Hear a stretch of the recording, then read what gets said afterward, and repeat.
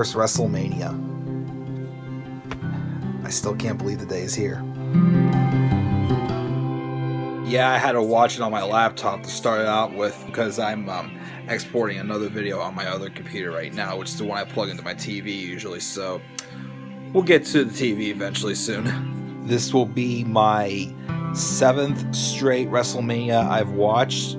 Of course, the first WrestleMania I ever watched was WrestleMania 29. Of course, this is before I've gone back and watched all the WrestleManias. But the first WrestleMania I ever watched, WrestleMania 29, this is back in 2013, when I wasn't really watching the product that much yet. It was just, an excuse to me to hang out with some of my new buddies and, just chill and whatnot. But then again, as I've always said, SummerSlam 2013 was the show that grabbed my attention. I became more of a wrestling fan after that night. First time though we ever really discussed maybe going to WrestleMania was 2 years ago for WrestleMania 33. I remember some of us thought that maybe since Daniel Bryan announced his retirement before WrestleMania 32, maybe he's gonna get inducted to the Hall of Fame. But then unfortunately, it was my first WrestleMania since I graduated college. I didn't really, start working right away out of college. I didn't start really get a job or anything until the fall, so I didn't really have any well, I wasn't broke, but I just didn't have that much money saved up yet. So, when it was announced last year I was coming back to New York, we knew that it was going to be the opportunity to do so here, and I'm pretty excited, looking forward to, again, as I say, the experience, but again, if the show's not that great, as long as the experience is amazing, that's all I want out of this trip for sure. This is gonna be it, come on! He rolls away, come on! Get it down, come on, down! Yes! Yes! Johnny Gargano is your NXT champion, finally! Of course, I'm kind of in a rush right now because Takeover went a little longer than I expected. And, guys, next time you see me, I'll be arriving in New York City tomorrow morning. So, guys, just wait till tomorrow morning, and the weekend is just about to begin. Congratulations once again to Johnny Gargano.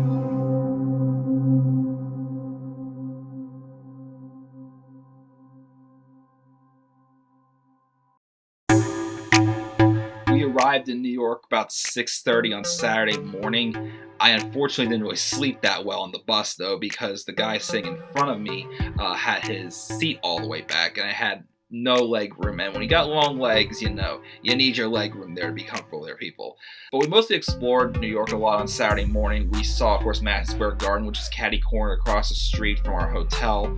We went through Times Square and went through some of the stores there. But the biggest exhibit we explored on Saturday morning was the Empire State Building. It was actually the first time I'd ever been inside the Empire State Building. Wow, this is amazing. Exploring the Empire State Building for the first time. This view is gorgeous. The view is just gorgeous. I mean, you go to other different areas and have go up these high towers. This was 80 floors high in one of the biggest cities in the world that I had always wanted to go to before I went to, of course, a couple years ago for SummerSlam. But the view is just amazing. It's definitely one thing I definitely wanted to check out someday. At night, actually, though, because I saw it Saturday night, I took notice when we were out after the Hall of Fame ceremony. It was actually lighting up with the different WrestleMania colors, which was a pretty cool way to promote WrestleMania, if you want to say it that way. That afternoon, we actually went to this Q&A comedy thing with Jim Ross and Jerry the King Lawler.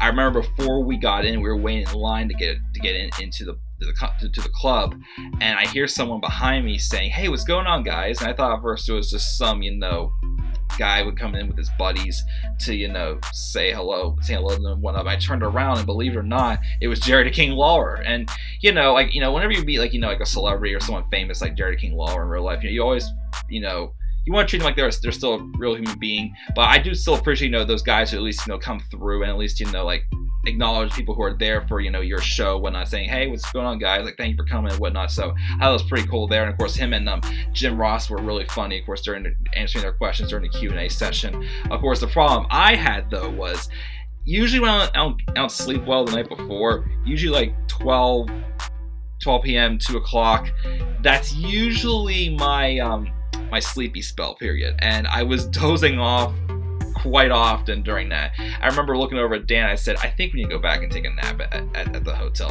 I needed to, recharge, because if I did not recharge, I would not have been able to survive the Hall of Fame ceremony that night. We went to Prince Street Pizza afterwards. After we took a nap for our dinner. If you're ever in New York and you need good pizza, guys, go to Prince Street Pizza. Hall of Fame ceremony, of course, that night. We were hoping to go to NXT TakeOver New York, but unfortunately we had already booked our hotel back in October because of a discount we had on the hotel, and that's before they switched TakeOver to Friday.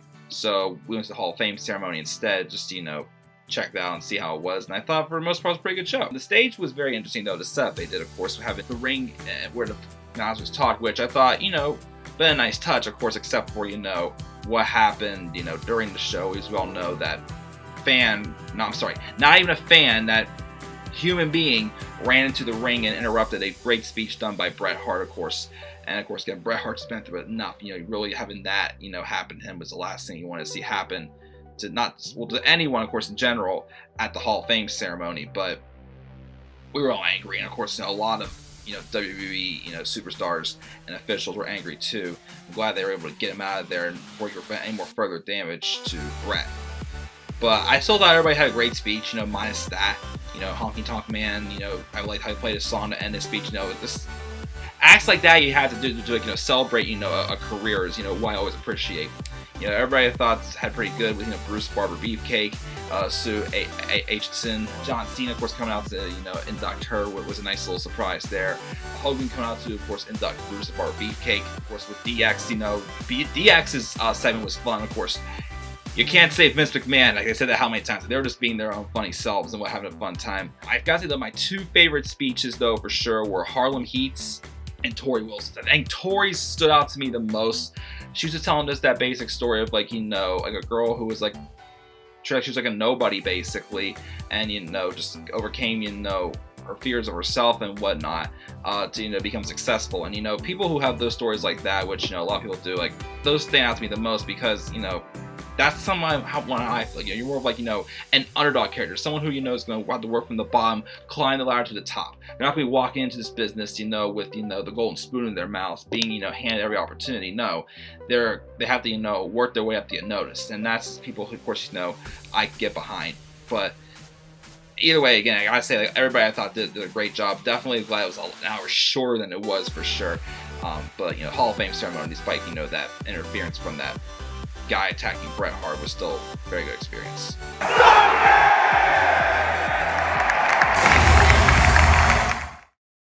It's around 2:45 in the afternoon. I'm just grabbing some lunch at Bubba Gum Shrimp. Hoping to, head to WrestleMania afterwards and get into the stadium in a couple hours. Sunday, we got up. We just explored the city a little bit more. Rockefeller Center, St. Patrick's Cathedral, and our little odds and ends we just happened to come across.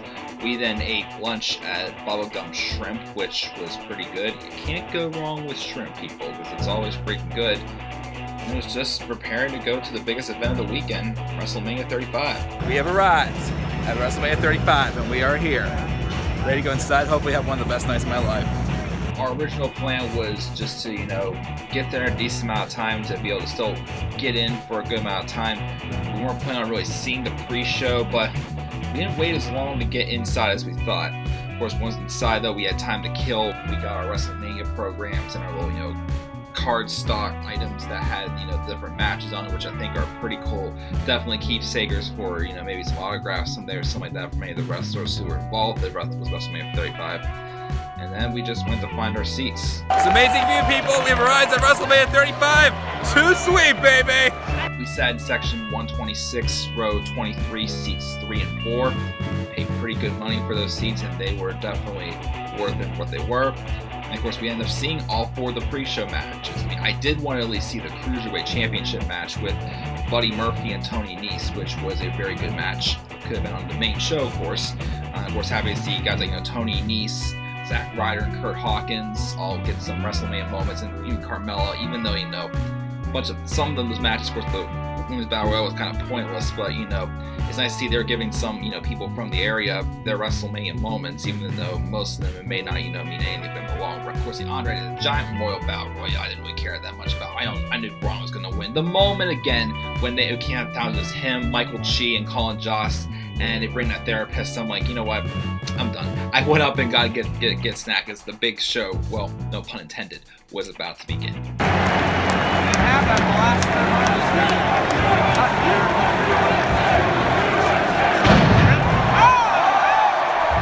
I was trying to capture moments at the beginning with, you know, the pyro, the helicopters coming in, but that time I literally had just bought a basket of fries and chicken and a bottle of water that I had to get the cap removed, so I was trying my best not to spill it, but get photos with, like, you know, one hand with my cell phone for sure. Seeing Hulk Hogan come out as a surprise was definitely, you know, a nice little beef to, you know, add to the field. And of course, a surprise opening match of Seth Rollins and Brock Lesnar.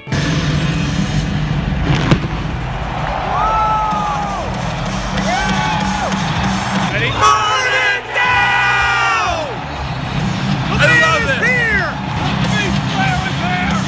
I had my fears going into that match, and maybe they were going to screw Rollins, but nope, they just told the right story it needed to be told.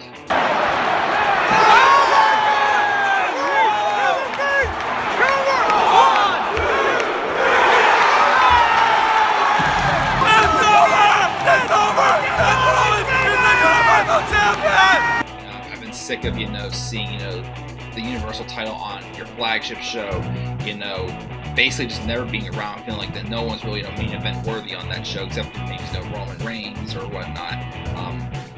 For the past, like, couple of years, Brock Lesnar's had the Universal title, but just to see, you know, get the right move be made. WrestleMania 34, of course, they made the wrong move and had Brock retain the title over Roman, but this time they did the right move. And of course, it made sense. You know, why would Brock want to be there? He's not going to last.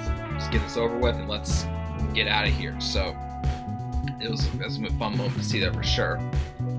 Of course, Randy Orton and AJ Styles got crapped on because of, you know, them, you know, having that bright light in their eyes that we could not see. It just was not nice. And then, you know, of course, I've heard that's not been the only time they've ever had, you know, lighting issues at WrestleMania. But I watched the match again on the network when I got home, of course, and it was still a good match. Definitely hats off to both of them. The tag title match, I thought, between the Usos, Black and Ricochet, Rusev and Nakamura at the bar was a fun little, solid little fatal four-way match.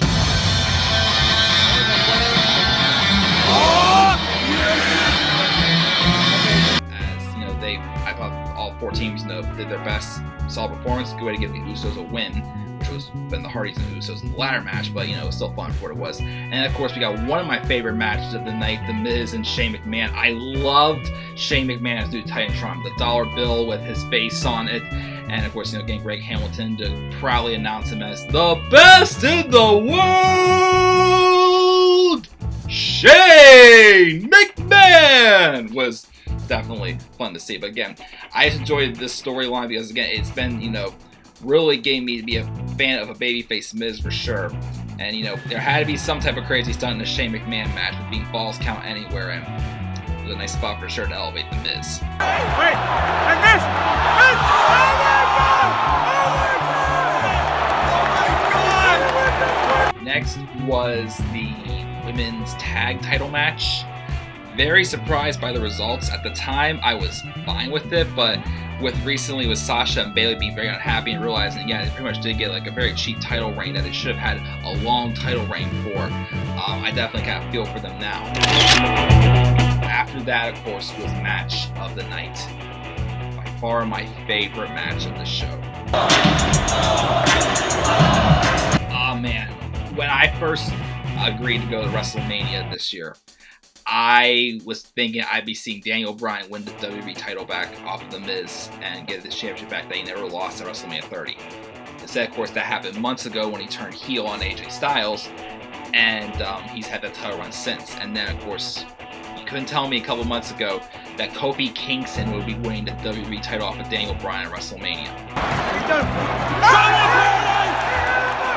One, two, three! Kofi's champion! Yeah!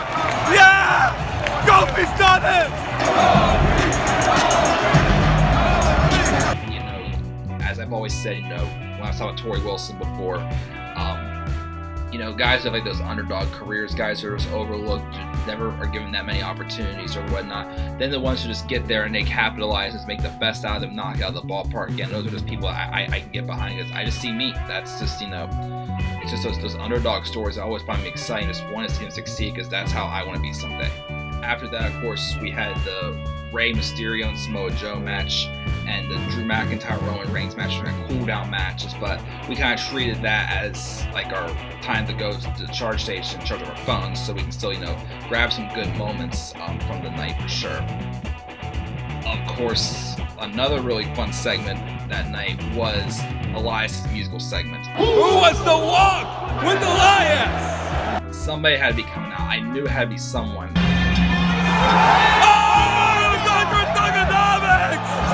Oh man, this is pretty awesome.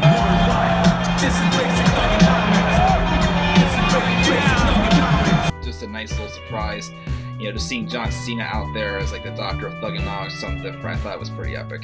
Triple H and Batista was good for what it was. It was a fun match just to, you know, see Batista in the ring one last time, get his retirement match he's been asking for years. Of course, my favorite spot of that match was still whenever Triple H ripped out the nose ring with the pliers. I thought that was, you know, gruesome to watch, definitely pretty fun.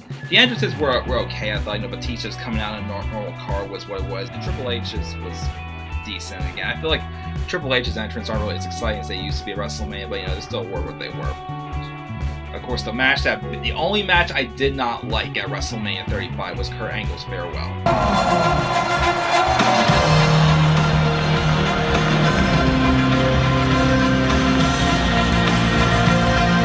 You suck. You suck.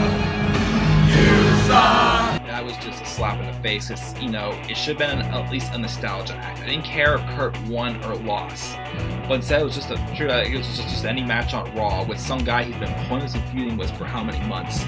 And, you know, a match like this, you'd want to see Kurt get a comeuppance. Well, a legend loses to a guy who just has been booked like crap since coming over to Raw, and, you know, we weren't happy. That was unfortunately my lowest point of the night, I felt. For the past 20 years, I have had the time of my life. Yeah! In addition to tonight, right here in front of all of you. And I want to thank each and every one of you. But to end this night the way that I want to hear those two words that epitomize my career. So play my music and let's do it.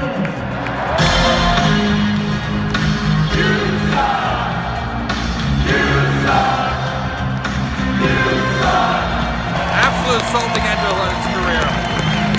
Of course, Finn Balor won the Intercontinental Championship as the Demon, seeing the Demon in person for the first time since Brooklyn won in person, of course, because again, I did see the last hour takeover. Brooklyn won live when I went to SummerSlam in 2015.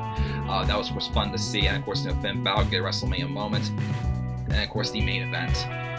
When they were showing that helicopter entrance for Charlotte, I looked up to like the side of me, and I legitimately thought at first Charlotte was literally going to fly in and land right on the WrestleMania stage with that helicopter, but of course that was ended up being pre-taped. Ronda Rousey's, you know, music being played for her coming in was good. Of course, by this time, you know, we're all worn down and tired, but, you know, my thing was we were finally, you know, getting a WrestleMania main event that we were actually looking forward to. Like, something we were actually excited to see, even if they may have, you know, overbooked this, made this a lot more complicated than it needed to be. It was still a very fun match to watch.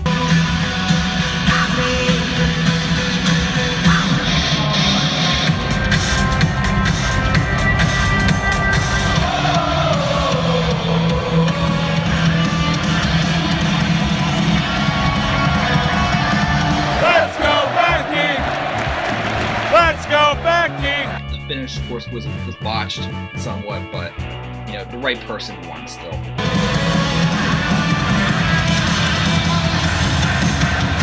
Fortunately, I didn't really get a good photo of Becky holding the photos on the Titantron because my phone died, but, you know, it is what it is.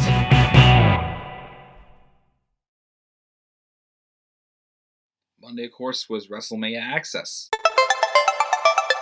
The location for WrestleMania Axxess was actually right across the water from the Statue of Liberty, so that was kind of cool to see closer in person for the first time for me ever. I kind of wish I would have experienced a little bit more at Axxess. I mean, it was fun, but I feel like I was a little reserved. Like, I wasn't 100% sure, oh, what should I do, what should I not do, really.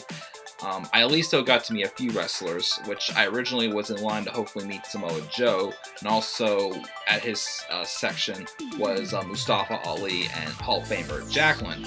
Unfortunately, though, we got there like an hour after Axxess started, so I was going to be there for the first session, but I was able to at least get the second session, which I got a good pairing going on. Andrade Cien Almas, who I basically just told him that my favorite match with him was him and Gargano at Philadelphia last year, which, you know, he thanked me for that. And of course, Cedric Alexander was definitely awesome to me for sure. One of my favorite cruiserweights for sure. Just again, got to tell him his title reign was awesome, and to be a world champion, he was very appreciative of that. And of course, Jimmy Hart, also the Hall of Famer, who I, of course, haven't seen too much of his work, but you know, it was good definitely meet a Hall of Famer also and hold up his megaphone as well. I just had them just, you know, sign their spots in the in my WrestleMania program for sure. Definitely going to be a keepsaker for definitely other autographs down the line for sure.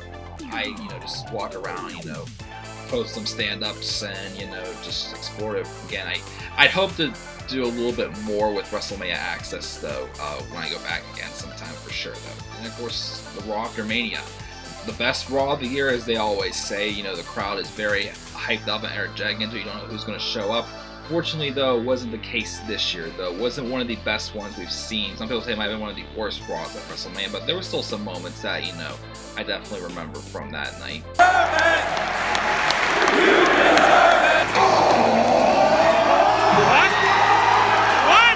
Kofi here? Hell!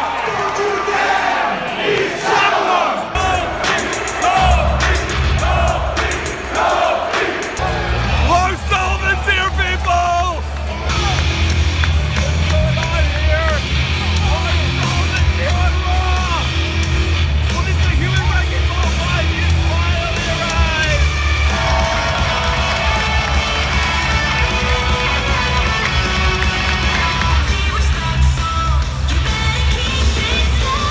Sitting there and I'm thinking, come on, just end this crap altogether. And yeah, you don't give the man a women's right. She did more than just walk! A walk! Uh-oh! That did nothing! Becky, get her! Becky!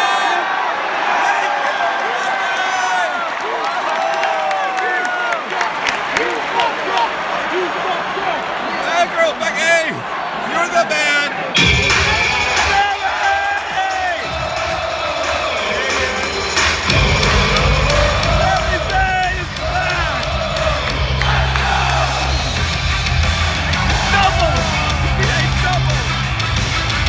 I gotta say it, but Sammy, it's good to see you again, buddy! A nice surprise that night also was, of course, what happened in the segment with Elias. He's here!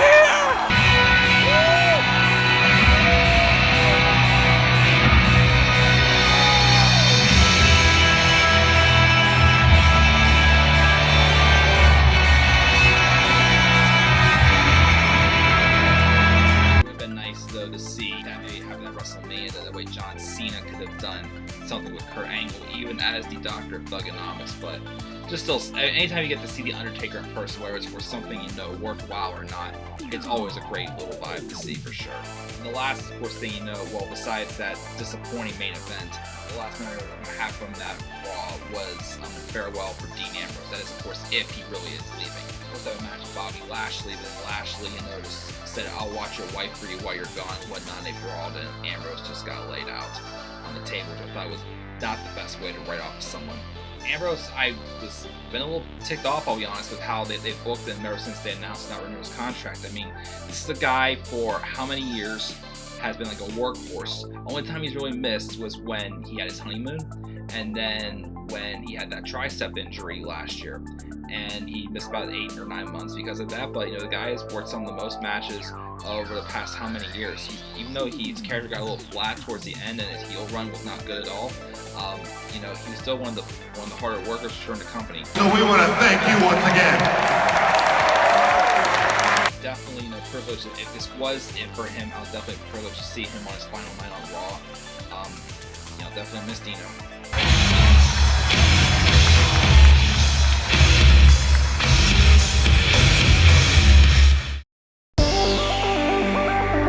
First WrestleMania was definitely one of those experiences I'm always going to remember for the rest of my life. Only being a wrestling fan for like 6 or 7 years, I'd already had desires to experience WrestleMania, which, if you're a baseball fan, your dream is to get your team to the World Series and be at a World Series game. If you're a football fan, you want to get to the Super Bowl, even go to the Super Bowl.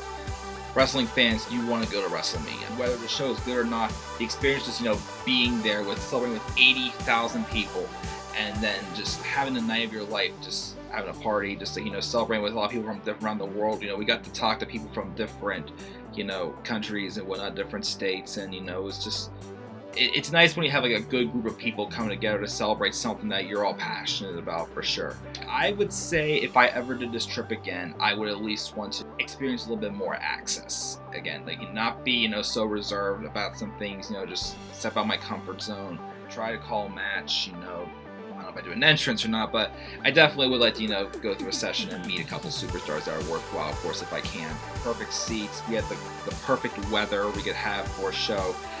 And who knows when I'll be back? It could be next year's WrestleMania in Tampa Bay. It could be, when I'm 50 years old, or who knows when it's going to be. But I definitely hope this was not my only WrestleMania for sure. And I can't wait to go back for my next one.